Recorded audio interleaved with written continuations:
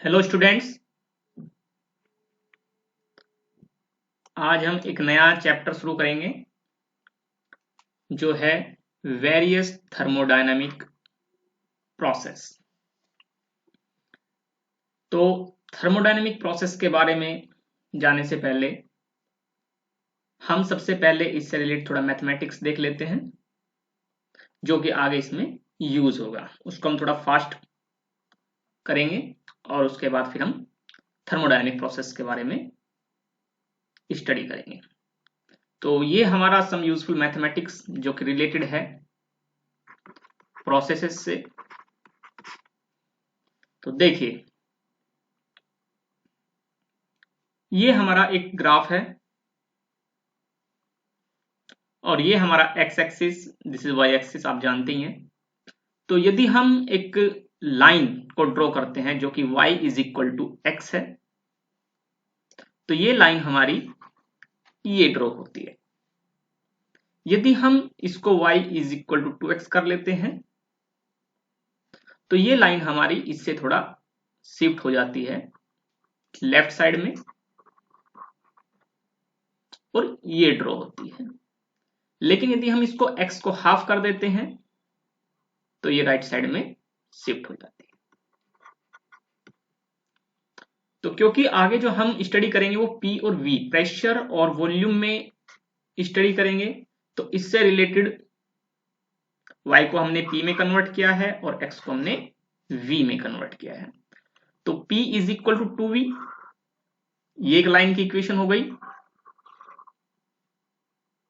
P is equal to V, ये y is equal to x से replace की गई और P is equal to V by 2, V upon 2, ये हमारी y is equal to x by 2 से replace हो गई। आगे चलते हैं। अब ये curve y is equal to X square, जिसकी का जो कर्व है वो ये कर्व है, ये कर्व।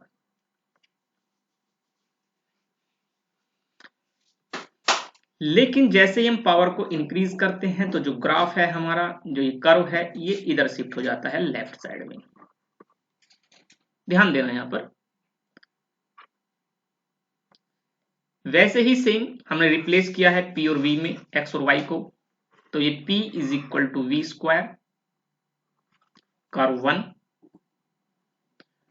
हमने पावर को इंक्रीज किया है 2 से 3 पे आ गए हैं, तो ये हमारी P इज इक्वल टू हो, तो ये हमारा लेफ्ट साइड में शिफ्ट होता है। और P is equal to V इधर, तो खैर इसको छोड़िए, तो ये दो हो गए। थोड़ा और आगे चलते हैं।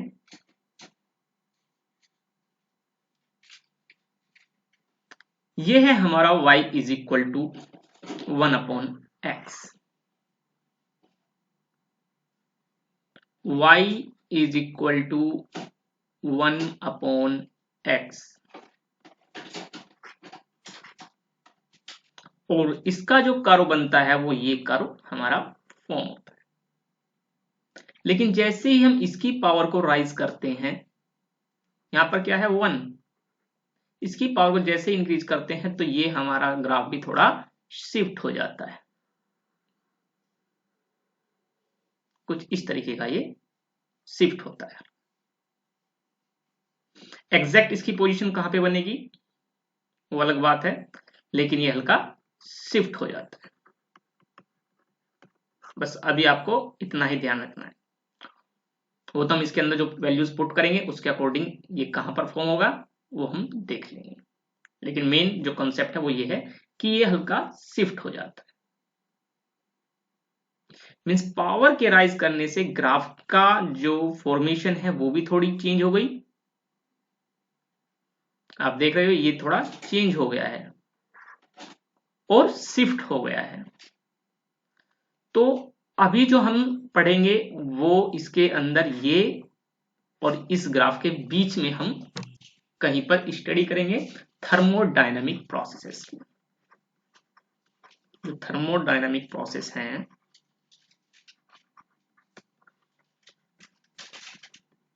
उनकी जो स्टडी होगी वो इस ग्राफ के और इस ग्राफ के बीच में कहीं पर हम स्टडी करेंगे।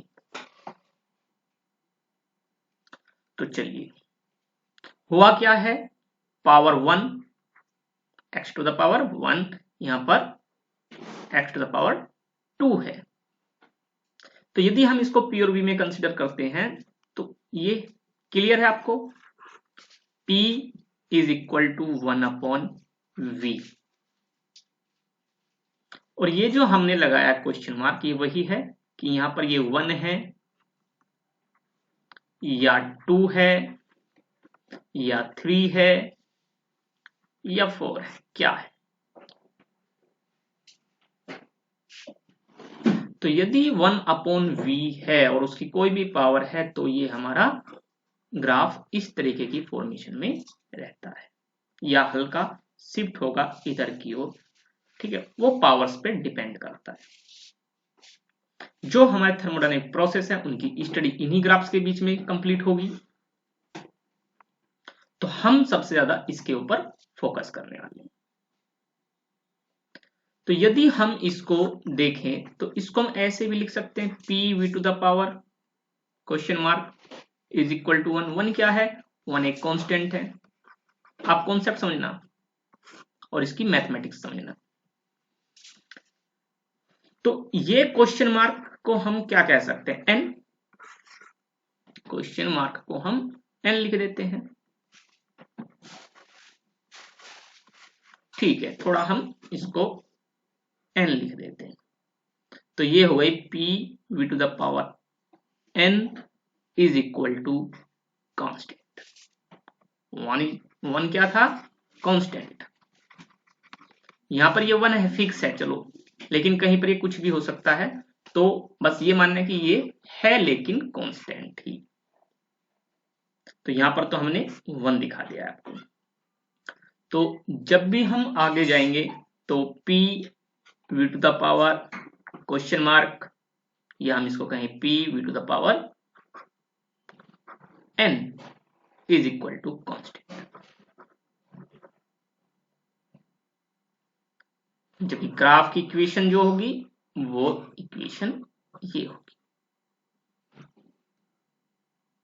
तो आपको ये ध्यान रखना है कि जो थर्मोडायनेमिक प्रोसेस हैं वो इन्हीं ग्राफ्स के ऊपर मोस्टली स्टडी किए जाएंगे।